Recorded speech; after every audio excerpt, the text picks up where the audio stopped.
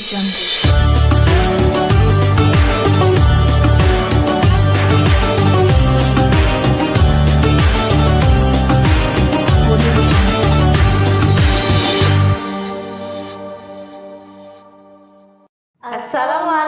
warahmatullahi wabarakatuh. Kembali lagi di Mimbar Ramadan. Perkenalkan, saya Nadia Firly. Di sini saya dan rekan saya akan membincang santai tentang tradisi yang ada di Kota Kudus sebelum dan sesudah bulan Ramadan ini. Tapi tentu di sini saya tidak sendiri. Saya ditemani oleh teman saya. Silahkan Mbak, perkenalkan. Perkenalkan, nama saya Nisrina Ataya Anida, biasa dipanggil Nisrina. Tadi kan sudah saya singgung sedikit nih. Kita akan membincang tentang tradisi di Kota Kudus sebelum dan sesudah bulan Ramadan. Sebelumnya kita membincang dulu sebelum bulan Ramadan nih. Di Kudus ada tradisi apa sih Mbak sebelum bulan Ramadan? Oh, kalau di Kudus itu ada tradisi yang biasanya diikuti banyak orang dari luar Kudus juga ikut datang ke Kudus untuk memeriahkan acara ini. Namanya itu dandangan. Oh, apa itu dandangan Mbak? Kalau boleh tahu. Dandangan itu awal mulanya ya. Iya, awal mulanya itu dari berkumpulnya para santrinya Sunan Kudus yang menunggu kedatangan Sunan Kudus untuk penentuan isbat. Isbat menentukan awal ibadah puasa Ramadan. Masyarakat Kudus itu sudah kayak sudah menanti-nanti kan datangnya Sunan Kudus gitu untuk penentuan Ramadan itu. Yang pertama menentukan isbat itu adalah Sunan Kudus. Jadi sebelum negara mengadakan isbat itu, di Kudus itu sudah diadakan. Yang pertama kali menentukan itu Sunan Kudus di tahun 1549. Baru kemudian negara yang mengadakan itu di tahun 1956 gitu. Seperti itu ya. Iya. Arti dari dandangan sendiri itu apa ya Mbak kalau boleh tahu? Itu gini, penentuan isbat itu kan ditandai dengan adanya bunyi pukulan beduk yang ada di Menara Kudus. Itu bunyinya dang dang dang gitu. Jadi dari situlah dinamakan dandangan itu gitu. Unik sekali ya, jadi kata dang dang dang gitu ya. Iya, betul. Kalau di dandangan itu tradisinya ada kayak kirap-kirap gitu nggak sih Mbak? Atau apa gimana? Kalau di dandangan itu awal mulanya itu biasanya kan dandangan itu ada 10 hari sebelum Ramadan ya.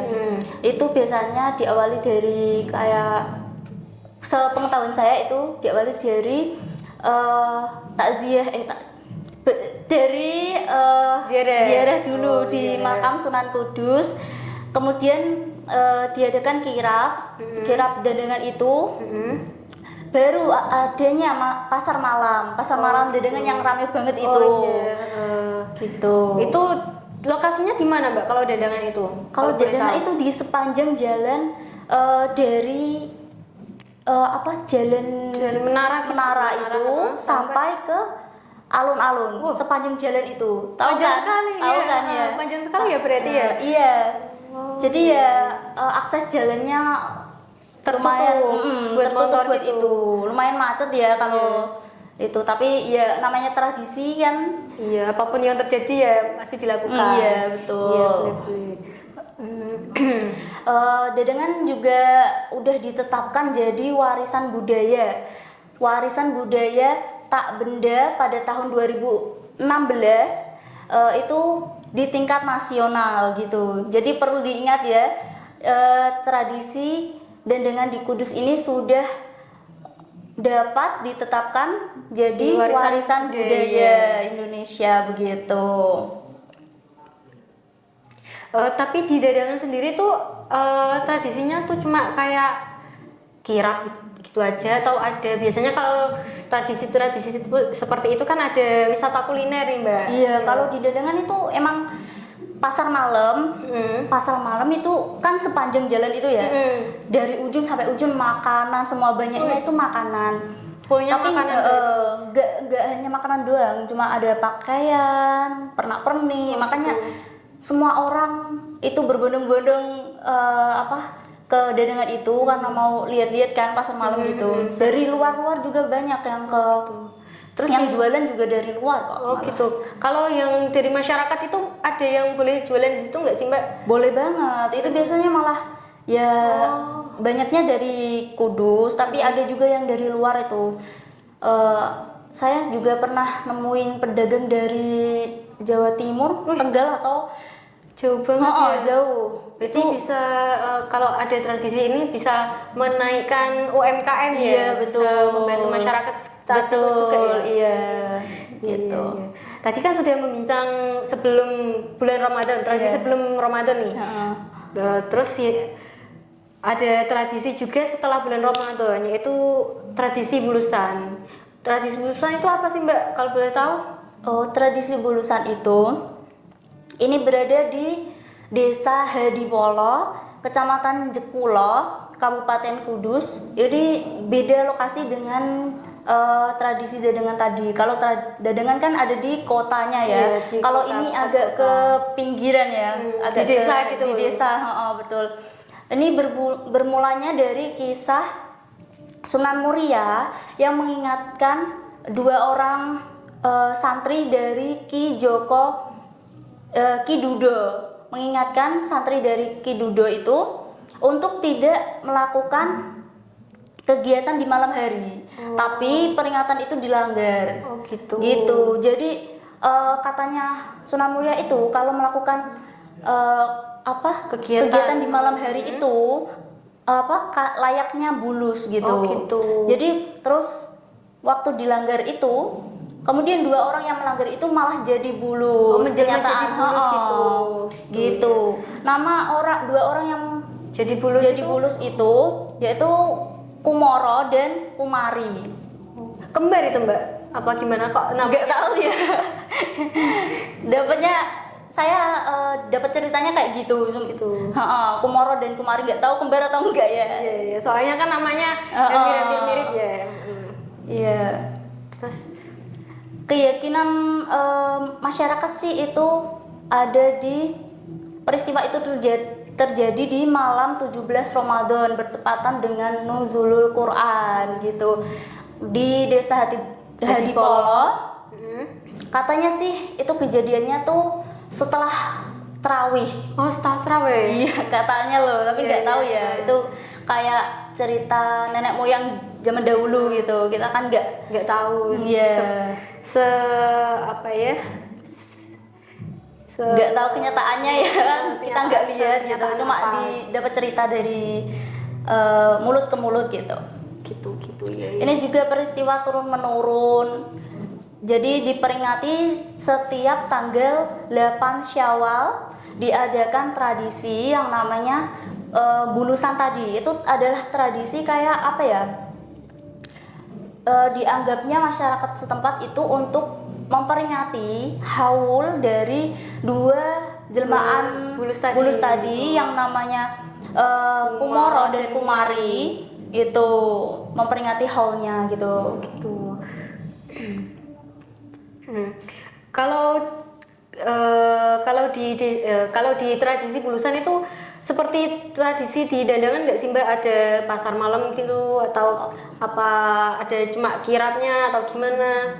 Kalau di Dandengan sama di Bulusan itu beda.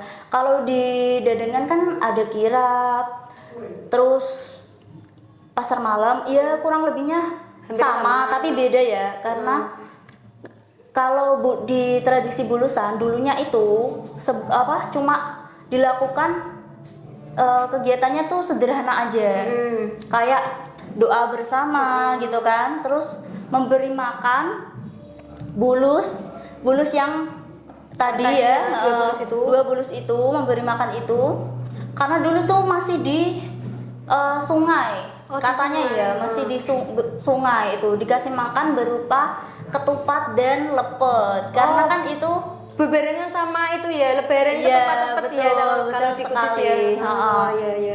Kalau perbedaannya dulu sama sekarang itu apa ya Mbak? Kalau boleh tahu? Ya itu tadi, kalau dulu itu cuma doa, doa bersama aja, Iya. kemudian makan, memberi makan itu bulus tadi, kemudian juga